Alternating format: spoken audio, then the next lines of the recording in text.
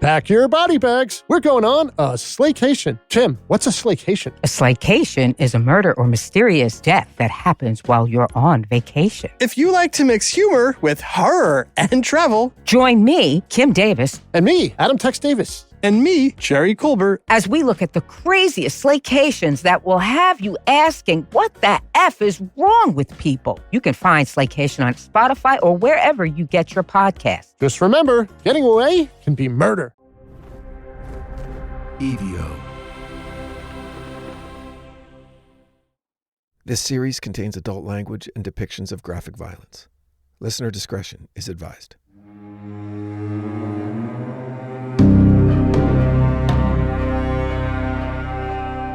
Man, I love Colorado. So one more episode about the beauty and majesty and mystery of that state.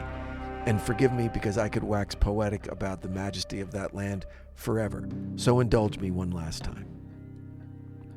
For now. The Colorado Rockies rose from the earth in a time before history, when the ground itself still shifted and convulsed like a living thing. The peaks that would one day bear the names of men who sought to conquer them were, for millennia, silent witnesses to the gradual unfolding of time.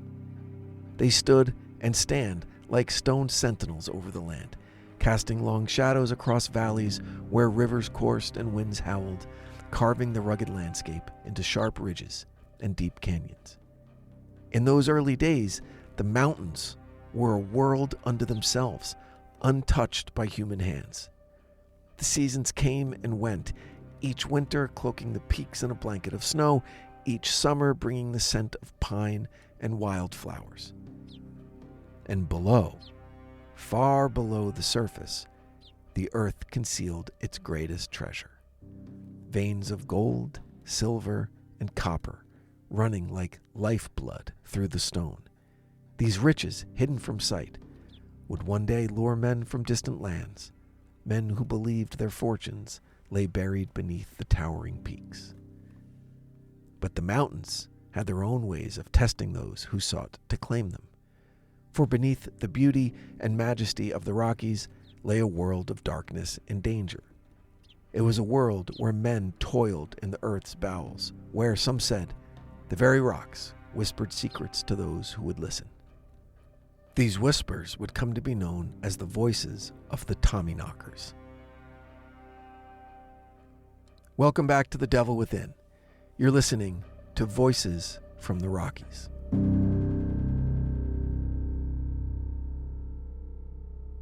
When the first wave of gold seekers arrived in Colorado in the mid-19th century, they came with dreams as lofty as the mountains themselves.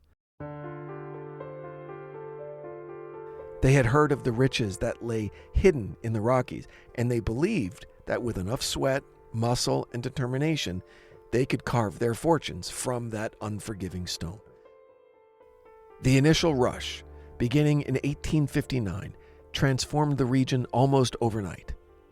Shanty towns sprung up in the shadows of the mountains, their streets lined with hastily constructed wooden shacks and saloons.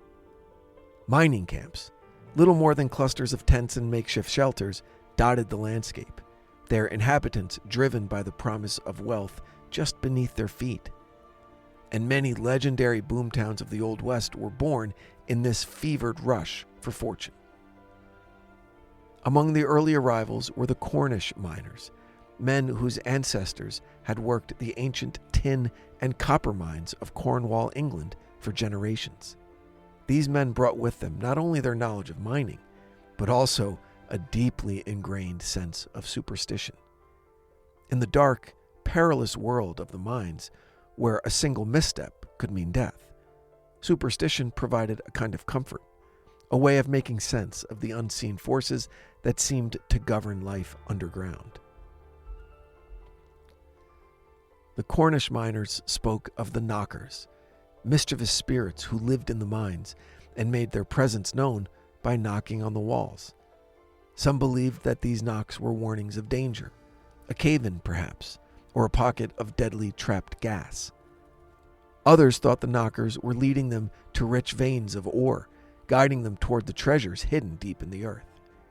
and still others feared the knockers, believing that they were the restless spirits of miners who had died in accidents, trapped forever beneath billions of tons of rock.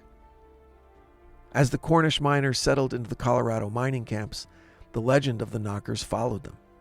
But in this new land, with its towering mountains and vast uncharted wilderness, the spirits took on a new name. They became the Tommyknockers. For the men who worked the mines, life was a constant battle against the elements. Their workdays began before dawn, with the miners rising from their bunks in the cold, dark mornings to prepare for the long day ahead. Dressed in heavy woolen clothes and thick boots, they descended into the earth, where the air grew damp and stale, and the only light came from the flickering oil lamps they carried with them. The mines themselves were a claustrophobic nightmare, labyrinths of tunnels and shafts, some so narrow that a man had to stoop to pass through. The walls were lined with timbers to keep the rock from collapsing, but the constant creaking of the wood was a reminder that the mountain could come crashing down at any moment. The miners worked with pickaxes and shovels, breaking apart the rock to extract the precious metals hidden within. The work was grueling, the hours were long, and the pay barely enough to keep a man and his family fed. Yet it was in these dark tunnels that the miners forged bonds of brotherhood, united by the shared dangers they faced. They looked out for each other, always listening for the telltale signs of trouble, the sound of cracking timbers, the smell of gas, the shifting of the earth beneath their feet. And they listened, too, for the knocks. The knocks could come at any time, echoing through the tunnels like the distant tapping of a hammer. Some miners swore they could tell when the Tommyknockers were near. The air would grow still, the temperature would drop a little bit, as if the earth itself were holding her breath. Then, faint at first but growing louder, the knocking would begin. For some, it was a comfort. It meant the Tommyknockers were watching over them, warning them of danger before it was too late. But for others, the sound was a harbinger of death, a reminder that they were at the mercy of the mountain and that the spirits of those who had perished before them were still there, waiting in the shadows. Thomas O'Neill was one such miner. He had come to Colorado from the coal mines of Pennsylvania, seeking a fresh start after the death of his wife. A tall, broad-shouldered man with a thick beard and blue eyes, O'Neill was known for his quiet strength and his steady hand in the mines. He was not one to believe in superstition or ghosts or spirits, but even he couldn't deny the strange occurrences that seemed to follow him wherever he went. It had started with a feeling, a sense that he was being watched, even when he was alone in the tunnels. And then came the knocking, soft at first, but growing louder with each passing day. At first, O'Neill had dismissed it as nothing more than the natural sounds of the mine, the shifting of the earth, the creaking of the timbers. But as the days went on, he began to notice that the knocking always seemed to come when he was working in the most dangerous parts of the mine, and it always came just before something went wrong. One day, while working deep in the heart of the mine, O'Neill heard the knocking again. This time it was louder than ever before, as if someone were hammering on the walls right beside him. He hesitated for a moment, unsure whether to continue or turn back. Then, without warning, the ground beneath him began to tremble. The walls shook and the timbers groaned under the strain. O'Neill dropped his tools and ran, just as the tunnel collapsed behind him, burying everything in its path. When he reached the surface, gasping for breath and covered in dust, the other miners stared at him in disbelief. "You were down there?" one of them asked. O'Neill nodded, still shaken by the narrow escape.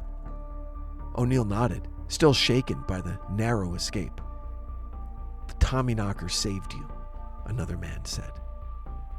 O'Neill said nothing, but deep down, he wondered if the man was right. Had the Tommyknockers warned him? Or was it just a coincidence? He couldn't say for sure, but from that day on, he never ignored the knocking sounds again. Pack your body bags. We're going on a slaycation. Tim, what's a slaycation? A slaycation is a murder or mysterious death that happens while you're on vacation. If you like to mix humor with horror and travel, Join me, Kim Davis, And me, Adam Tex Davis. and me, Jerry Colbert, as we look at the craziest slaycations that will have you asking, what the F is wrong with people? You can find Slaycation on Spotify or wherever you get your podcasts. Just remember, getting away can be murder. The legend of the Tommyknockers was more than just a ghost story. It was a way of understanding the unpredictable and often deadly world of the mines. For the miners who faced constant danger, the Tommyknockers were a symbol of the unseen forces that govern their lives. They were a reminder that no matter how skilled or careful a man might be, there were forces beyond his control that could determine his fate. And in the dim, flickering light of the oil lamps, superstition and reality would often come face to face.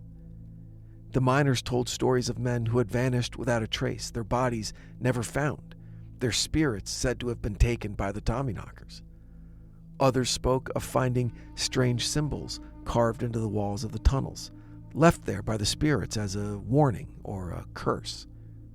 Some even claimed to have seen the Tommyknockers themselves, small, shadowy figures moving just out of sight, but with eyes glowing like lanterns in the dark. For the Cornish miners, the Tommyknockers were part of a long tradition of folklore, passed down through the generations of men who worked those tin and copper mines in England. But in Colorado, the legend took on a life of its own, blending with the myths and superstitions of other immigrant groups who had come to work the mines. The Irish, the Welsh, the Italians, all had their own stories of spirits and ghosts, and over time, these stories became intertwined with the legend of the Tommyknockers. In the mining camps, the Tommyknockers were feared, despised, and to a degree, worshipped. Some miners left offerings for them, bits of food, small trinkets, in the hope of gaining their favor. But more often, they were cursed, blamed for every mishap and accident that occurred in the mines. But whether they believed the Tommyknockers to be friend or foe, there was one thing all the miners agreed on. The spirits were real. As the years passed and new waves of immigrants arrived in Colorado, the mining industry changed. Technological advancements made the work less dangerous, but the deep tunnels still carried a sense of mystery. And the myths of the Tommyknockers persisted, although each new generation added its own interpretation of the legend. For some, the Tommyknockers were a connection to the past, a link to the old ways of their ancestors. For others, they were a reminder of the dangers that still lurked beneath the surface. For others, they were a reminder of the dangers that still lurked beneath the surface, even as the world above changed and modernized. But no matter how the legend evolved, the core of the myth remained the same. The Tommyknockers were the guardians of the mine, and to ignore their warnings was to invite disaster. The largest collapse in the history of the Colorado mining industry occurred in 1896 in a mine near Silverton. Dozens of men were working that day, deep in the tunnels, when the ground above them gave way. The collapse was sudden and devastating, and by the time rescue teams arrived, it was clear that few, if any, would survive. The rescuers worked tirelessly to dig through the rubble, hoping to find signs of life. But as the hours stretched into days, hope began to fade. The families of the trapped miners gathered at the entrance to the mine, waiting in silence for news of their loved ones. Then, on the fourth day, a strange thing happened. One of the rescuers, a young man named Daniel O'Reilly, heard a faint knocking coming from deep within the mine. At first, he thought it was just his imagination, the result of exhaustion and desperation. But as he listened, the knocking grew louder, seemingly more insistent. O'Reilly called for other rescuers to join him, and soon the whole rescue team was listening to this strange sound. It was unmistakable, the rhythmic tapping of a hammer coming from somewhere deep in the earth. With renewed hope, the rescuers dug faster, following the sound of the knocking. And sure enough, after hours of digging, they broke through to a small chamber where 5 miners had survived, trapped for 4 days with little air and no food. The miners were weak and dehydrated, but they were alive. When asked how they had survived, one of the men, a grizzled old miner named Samuel Pritchard, simply smiled and said, "The Tommyknockers. They kept knocking, telling us to hold on." The story of the Silverton collapse and the miraculous rescue spread quickly, becoming the stuff of legend. For years to come, miners would tell the tale of how the Tommyknockers had saved the lives of those 5 men trapped underground, alerting the rescuers with their steady knocking. But the story also served as a reminder of the dangers that still lurked in the mines, even in the age of modern technology. The mountains, despite the follies of man, would always have the final say. Today, the old mining towns of Colorado stand as relics of a bygone era. The streets that once bustled with activity are now silent, their buildings slowly crumbling under the weight of time. The mines, once the lifeblood of the region, have long since closed, their tunnels abandoned and forgotten. But the legend of the Tommyknockers endures. In the ghost towns that dot the Colorado landscape, where the wind whistles through the empty streets and the mountains loom like silent giants, the spirit of the Tommyknockers can still be felt. Visitors to the old mines often report hearing strange sounds, the faint tapping of a hammer, the creaking of timbers, the soft whisper of voices carried on the wind. Some say it's just the natural sounds of the mountains, the echoes of a land that has seen more than its share of history. But others believe that the Tommyknockers are still there, watching over the mines and the men who once worked them, guarding the secrets of the earth. And maybe, in a way, the Tommyknockers are real, not as spirits or ghosts, but as a reminder of the fragile dance between man and nature, and the deep, unshakable connection that binds us to the land. In the dark, silent tunnels of the Colorado Rockies, where the past and present collide, the Tommyknockers are a symbol of the mysteries that lie beneath the surface, waiting to be uncovered. Thanks for listening. Make sure you're following The Devil Within wherever you get your podcasts so you never miss an episode. You can also check out our socials at The Devil Within Pod on Instagram, Facebook, and now, if you're more of a YouTube person, you can listen to full episodes there. Until next time, stay safe out there. The Devil Within is an EVO production, recorded live at Bel Air Studios in Los Angeles, California. Written and produced by Brandon Morgan, executive produced by Danny Abelson. For The Devil Within, I'm your host, Brandon Morgan.